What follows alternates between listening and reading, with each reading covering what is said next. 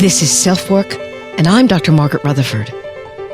At SelfWork, we'll discuss psychological and emotional issues common in today's world and what to do about them. I'm Dr. Margaret, and SelfWork is a podcast dedicated to you taking just a few minutes today for your own self-work. Welcome or welcome back to SelfWork. This is Dr. Margaret Rutherford, and this is a very special episode of SelfWork, number 200. We're going to be talking about facing self-doubt, but we're also going to be celebrating some today. There was something about post-laureate and author Maya Angelou that was simultaneously challenging, yet deeply responsive and compassionate. I wish I'd known her personally, as I would have loved to have told her so. In fact, one of my first articles for the HuffPost was, in fact, written after her death as a tribute to her. Part of her phenomenon, to me, was her humility.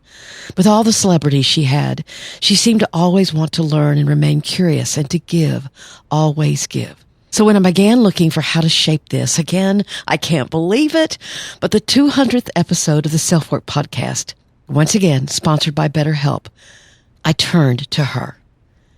So we're going to talk about confronting self-doubt. I certainly had to do my share of that to begin this podcast, and I'll weave all that story in. We all have insecurities. Even the people that don't look like they do.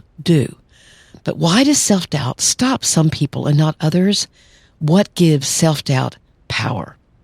There's no classic listener email for today, but several of you sent in congrats, and I'm going to feature a couple of those because after all, this is a celebration. And I more than appreciate those of you who took the time to write or send in a SpeakPipe recording. My engineer, the inimitable John Crowley, has also created something for you to enjoy and maybe give yourself a much-needed laugh or a smile, and we'll end with that today. So thank you for being here. Let's get to the topic of confronting self-doubt and what can be the result. And then we'll celebrate.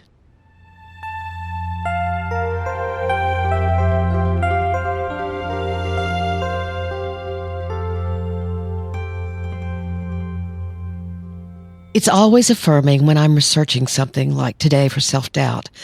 And what I find from the experts out there mimics my own reasoning. It's sort of self-congratulatory, actually. It's possible maybe I'm drawn to people who agree with me. I'm sure there's some inherent bias to that.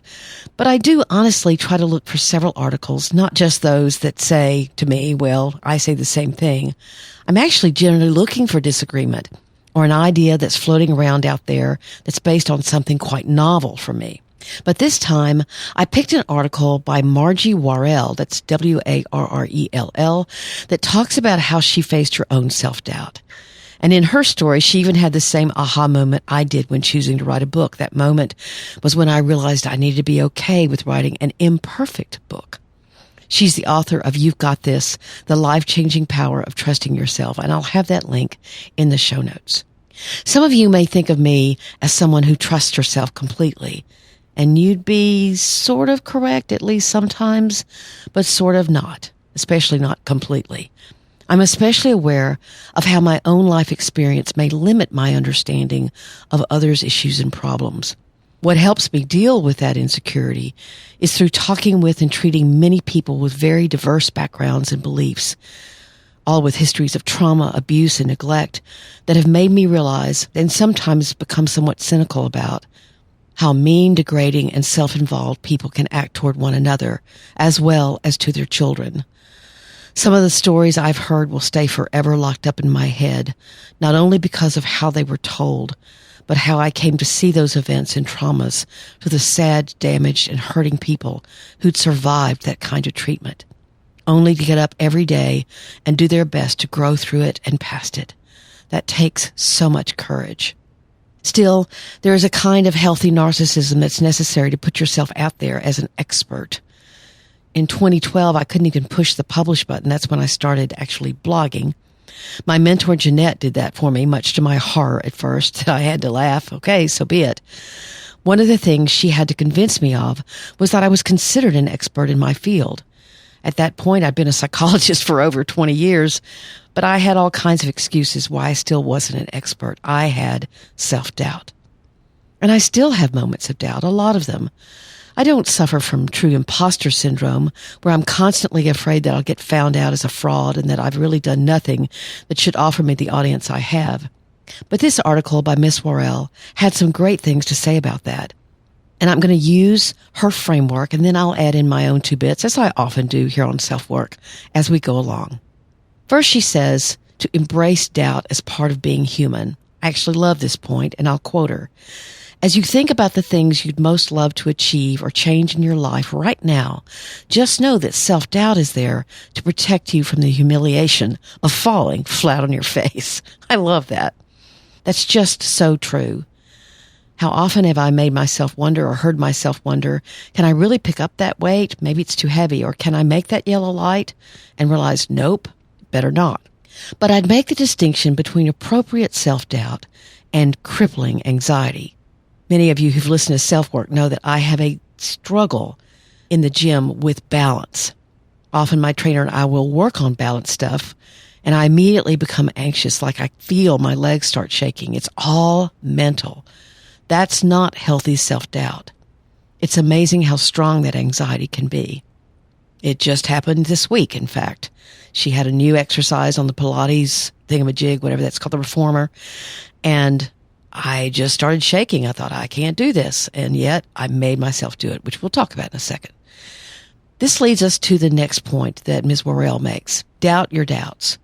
Your doubts are not the truth. We've talked often on SelfWork about how depression and anxiety can lie to you.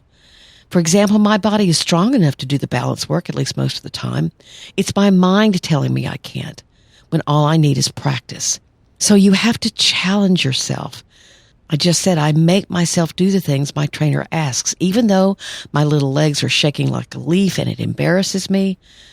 And then ask yourself another interesting question. What if what I fear is the exact opposite of the truth? Now, that's an interesting thought. What if your mind is saying you're not strong enough, or you're not smart enough, or you're not pretty enough, or you're not whatever enough? And actually, the opposite is true. And you can even think about that. Well, what would I do if that was true? Maybe I should ask myself what that would be like. Her third point is to call out your critic. Now, this was one of the times that I had to laugh, because this very much matches what I've already talked about on SelfWork. I've named my anxiety. In fact, those of you who can remember, my anxiety's name is Bob. There are several things that naming your anxiety or calling out your critic accomplishes. First, it provides some detachment. It's not me who's shaking, it's Bob who's making me shake. That detachment can offer you some space to look at your self-doubt or anxiety more objectively. What about this task in front of you is so hard? What if you could approach it a piece at a time? For example, my trainer just broke down what I was shaking about and said, first put your foot here, then here, and we'll stop. If that's all you can do for today, that's fine. Then if you're ready, do this. And just breaking it down really helped. So basically, she was helping me divide it up into things that I didn't doubt quite so much. And it helped me to keep my head on straight, and I analyzed my doubts, something I'm suggesting you do. See your doubt as something you can tolerate and confront, not convince yourself, well, if I doubt it, if I'm afraid of it, then I better not do it. The fourth one she states is to make your mission bigger than your fear. This I definitely did with this podcast. Her comment is, and I quote, letting self-doubt sit in the driver's seat is a surefire recipe for regret and resentment. I cannot even imagine if 4 years ago I'd had the idea of doing a podcast and then shied away from it. My gosh, how my own life has been enriched. I've learned so much as every week I research interesting topics for you, and I've gotten to meet, at least sort of meet, all of you from all over the world. The mission of SelfWork was bigger than my self-doubt. I didn't let it control me. I noticed it, I was aware of it, and I'll talk a little bit more specifically what I was really afraid of in a second. Her fifth point is to build a tribe of believers. And she says, when you surround yourself with people who bring out your best and embolden your thinking, you can do more, be more, and give more than you ever could otherwise.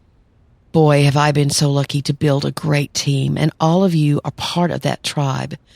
You've emailed, texted, contacted, written reviews, given ratings, most of them encouraging and urging me on.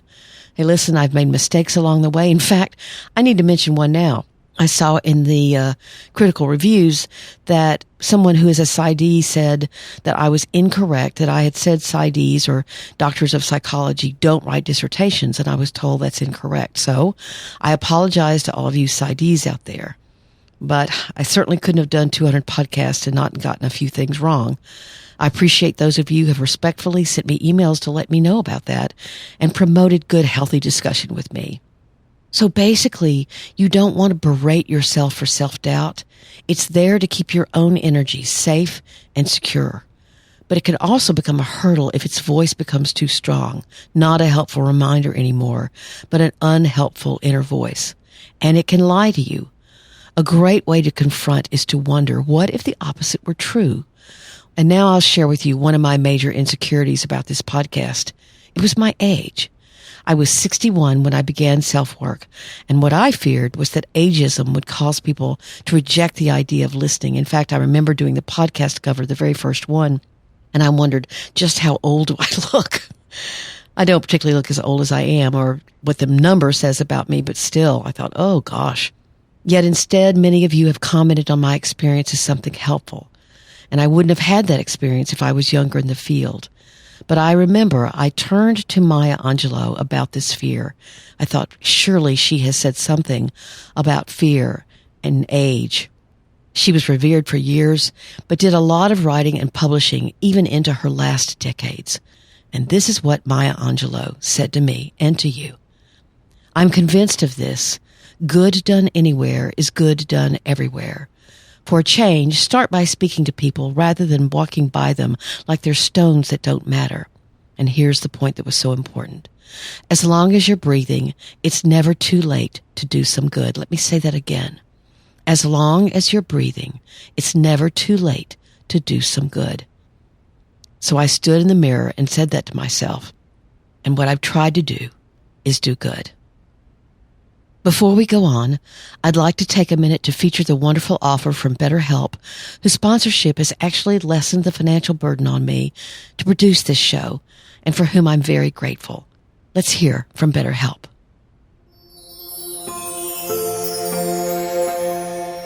When I was approached by BetterHelp now several months ago, COVID hadn't emerged, and I'd maybe conducted a handful of telehealth sessions, mostly when someone was sick and couldn't make it into the office. Now, 5 months later, I'm even more of a believer in telehealth. It took some getting used to, but actually, clients sometimes seem more relaxed. It fits better into their schedule. And although many have told me they miss seeing me in person, it's still been a very fulfilling relationship. I've even started new patients, and they've told me they had positive experiences, so we've never actually met in person. BetterHelp is rated the #1 online therapy service that's available to you wherever you live. Confidential and highly personalized, it's much less expensive than normal talk therapy. You can text, have video chats, or just talk on the phone. You outline what you're looking for, and BetterHelp suggests several therapist options for you. If you don't seem to find a way to connect with one, they'll ask you more about what you're looking for and then suggest others. I, of course, tried it out before I was going to recommend it to you, and the 2 therapists I had sessions with listened well and made great suggestions for me, and one said, actually, I might make myself. I talked about my own panic disorder and a very scary situation I'd been through, and they were caring and thoughtful. And I was amazed at how easy it was to get in touch with them to make time changes, for example. Although BetterHelp can't be there in emergencies, nor could any online provider, they have all kinds of information about what you can do in that special circumstance. And today, BetterHelp has a great savings offer for you. If you use the link trybetterhelp.com/selfwork, again, that's trybetterhelp, HELP.com/selfwork. You can enjoy a 10% discount on your first month of sessions. After 5 months of seeing how people relate to telehealth, I'd highly recommend it. If SelfWork has helped you, maybe BetterHelp can give you an even more personal experience with therapy.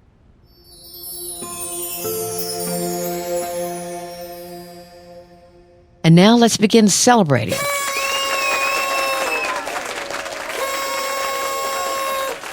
So many of you have written to thank me for doing this podcast, for me trying to do some good, as Maya Angelou would say. You've told me what you've learned or how you've grown, and maybe even said you'd be trying therapy because of it. That is such wonderful news. I asked over the last few weeks for a few of you to send in your own thoughts about self-work or my book that I've been so passionate about, Perfectly Hidden Depression. And I've chosen 2 of those entries that were especially poignant. You may not ever realize what these kinds of comments mean to me, and many of you have sent them over the years. But it's like putting a buck in a street musician's guitar case, or thanking a nurse for their kindness even though it's their job to take care of you, or noticing when the server at Sonic looks tired and so you say how much you appreciate the way she always makes sure your Sonic drink is like you like it. So I should say thank you to Amanda, who does just that for me here in Fayetteville. So now let's feature Victoria talking about what the podcast has meant to her. I teared up when I heard her words. Hello, Dr. Margaret. My name is Victoria. I live in Tennessee. And I know I'm late to answer your question as to why I listen to SelfWork, but I promised myself I would do this. I listen because SelfWork helps me be a better version of myself. I'm a baby boomer, and I grew up in an era where emotional mental health was just not discussed, not nearly like it is today anyway. So it's no surprise that I was not prepared to handle things like divorce, alcoholism, and definitely not prepared for the suicidal death of my oldest son at the age of 34. So even though I have grown leaps and bounds in my mental health, thanks to professionals like you, I continue to look for ways to grow. Your podcast, books, blogs do just that. I cannot express the depth of gratitude I have for not only your wisdom, knowledge, and experience, but also your generosity and ability to share it so freely and eloquently as you do. Thank you, Dr. Margaret, for helping me better equip myself for this journey we call life. With deepest appreciation. Second, we'll feature this listener's comments about Perfectly Hidden Depression. So many of you have followed that path with me as I figured out what I wanted to say about this combination of perfectionism and depression, something I felt so passionate about for the last 6 or 7 years, and you have fueled that passion. Many of you have actually joined the Facebook closed group just because of that reason, so we can talk more about Perfectly Hidden Depression. So not only do you have more access to me, but so many amazing people from all over the world. Hello, Dr. Margaret. I have had your book for months now, and now I have your audiobook. My schedule's pretty busy, and so now I'm listening to it, and it has truly locked me in. You have set me on a path of true recovery of me. I cannot thank you enough for writing this book. With a private library of my own full of self-help books, your book has hit home with me on every level. My journey at almost 60 is going to be amazing. You've helped me realize and uncover and log, reflect, and feel again. I cannot thank you enough from my whole heart. Thank you. Again, such a beautiful tribute to the book and to its mission to help those who can't find themselves anywhere else, and they find themselves in Perfectly Hidden Depression. Something I've definitely discovered in doing self-work and everything else I've done in the last 8 years is how much I need the help of others, their belief, their talents, their energy, their ideas, and their caring. All have become my friends. From my Northwest Arkansas mentor and sometimes tech guru, Jeanette Baeza Collins, to my California art director, all-around assistant, and now publicist, Christine Mathias, who has made it her passion to get the word out about Perfectly Hidden Depression, to my audio engineer, John Crowley of Loudmouth Studios in Little Rock, Arkansas, who makes me laugh with his playfulness and who makes magic out of my ums and wells, to Jody Smith, my on-call podcast guru from Georgia, who steps in and fixes the podcast or teaches me something new and needed, to Will Collins, Jeanette's actual husband, who stepped in as a graphic designer. His business is Archetypes here in Northwest Arkansas, but who also calms me down when the website is doing something weird and, of course, fixes it. All of these people have been my fixers, and I need all of them. I couldn't do this without any of you. You are absolutely, got teared up. Goodness. Okay, I think I've recovered. You're all absolutely amazing. Thank you so very much. So we're on to 201, which will come out next week, and there will probably be a 202. I had a wonderful conversation with author Terry Chaney that I'll feature in the next couple of weeks. She's the New York Times best-selling author of Manic and Now Modern Madness. She was an incredible guest, and I learned much more than I already knew about bipolar disorder. So that will come out in mid-October. But then I need to let you know the team is taking a break. We'll be featuring some of the best of SelfWork in the coming weeks. After all, we've only taken 2 weeks off in 200 episodes, so we've been chugging along. But I'm having cataract surgery, so I thought it would be a great time for a little R&R. I hope you enjoy the podcast we choose, and we'll all be back and raring to go in November. And now, roll of drums. Here's the special treat that John Crowley has devised for you. But before we listen, please accept one more time my gratitude.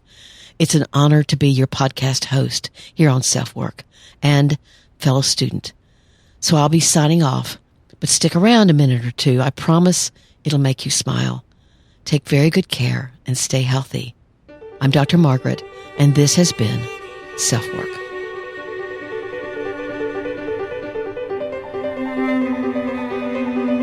This is SelfWork, and I'm Dr. Margaret Rutherford. Whoops.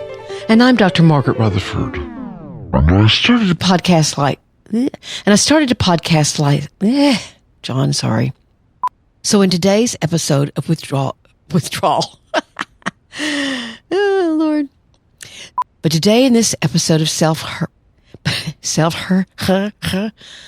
and the technique may surprise you a little, because it may seem that when you're doing it, when you're doing this behavior, because it may seem that when you're doing this actual behavior, you're being, oh God, John, I'm sorry. It's good to pick something small to begin your journey. So stop. Hello. I cannot talk today.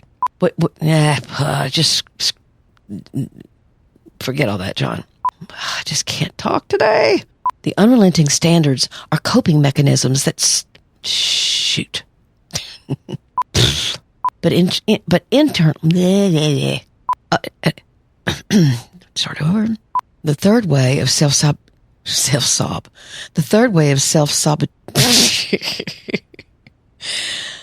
oh goodness. Different authors offered.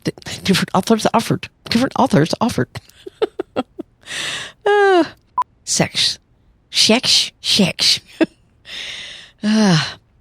First, don't focus on what is no longer. Oh, yeah. Don't focus on what is. Oh, shit.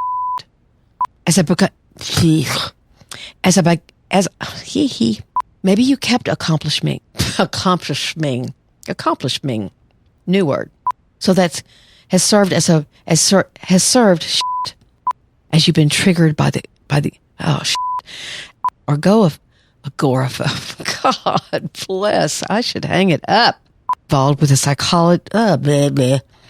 Very involved with either a psychologist. No, just let me start over.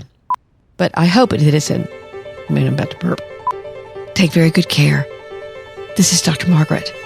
No, wait. I'm Dr. Margaret.